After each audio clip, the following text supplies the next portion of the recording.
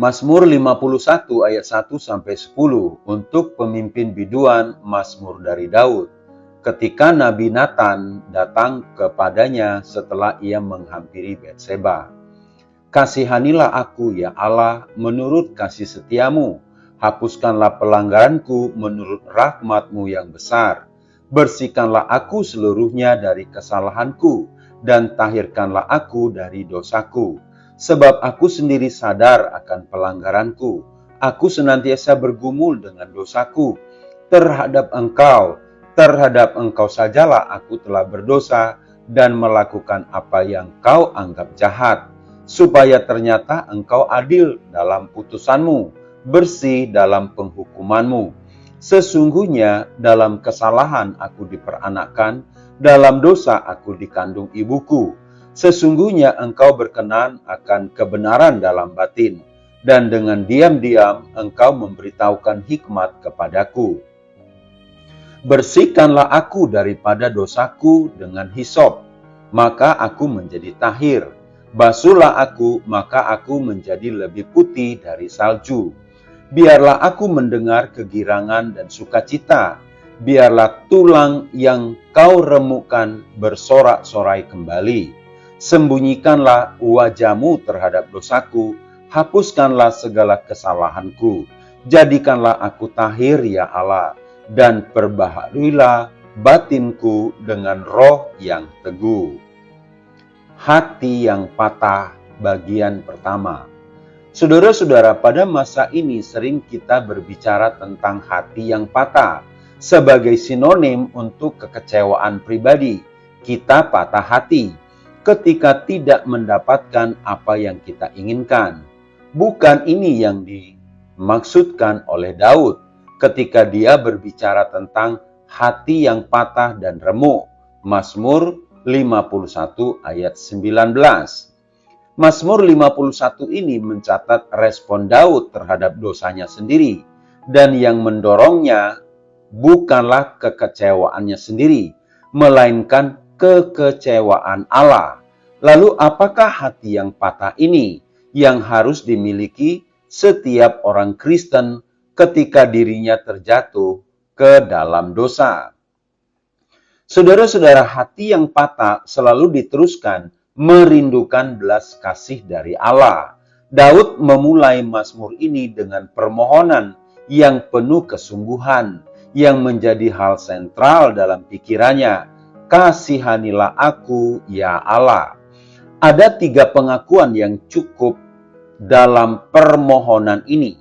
Pertama, Daud mengakui bahwa Allah bersedia untuk menunjukkan belas kasih.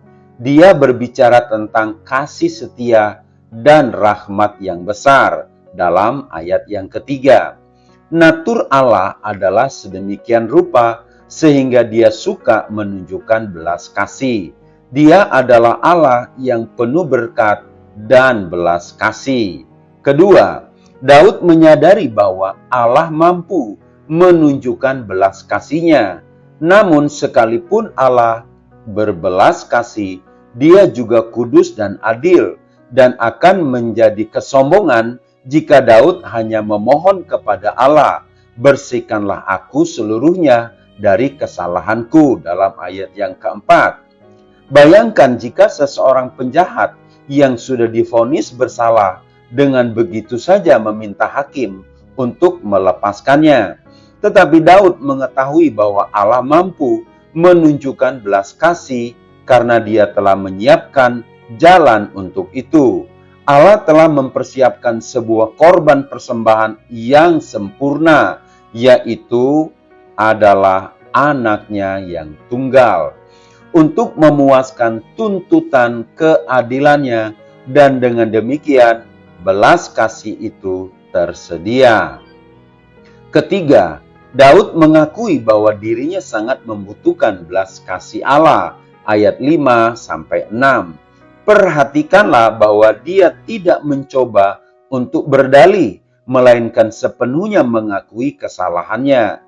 Dalam kenyataannya, apa yang jelas-jelas menjadi kepedulian Daud bukanlah supaya dirinya dibenarkan, melainkan supaya Allah terbukti sebagai yang benar, supaya Allah ternyata adil ketika Dia berfirman. Daud dengan sungguh-sungguh memohon belas kasih. Dia tahu dirinya tidak layak untuk mendapatkan belas kasih daripada Allah. Saudara-saudara, berapa sering kita merespon dosa kita dengan mencari-cari dalih dan mempersalahkan orang lain.